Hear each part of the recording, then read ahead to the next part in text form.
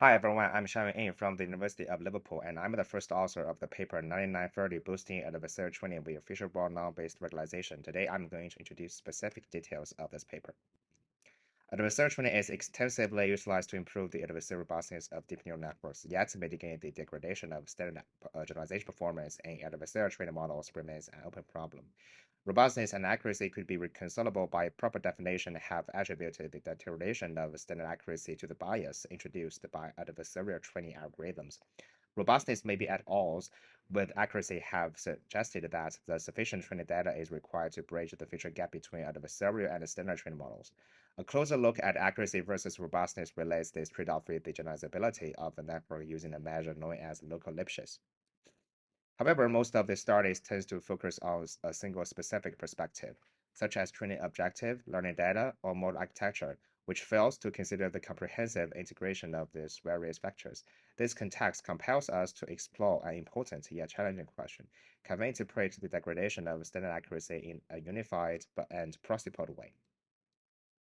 All the factors above that contribute to the degradation of standard generalization in adversarial training ultimately influence a central concept, model complexity, which offers a potential approach to analyze this trade-off fundamentally.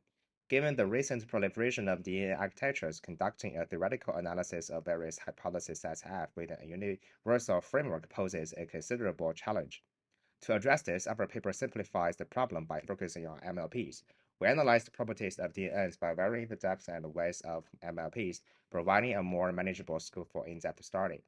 As detailed in the left definition, defining the range of F is crucial for establishing the bounds of randomized complexity in the context of cross-entropy laws. Previous research has relied on norm-based complexity measures that encompass all possible candidates within F.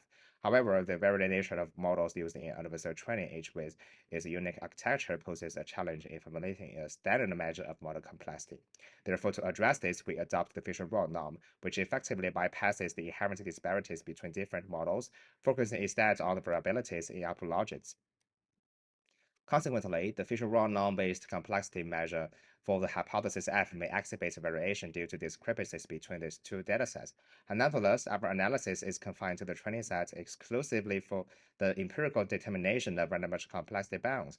Consequently, we proceed to empirically approximate the hat gamma CE and proceed to examine the bounds of standard randomized complexity constrained by the Fisher-Rao norm with respect to the cross-entropy loss.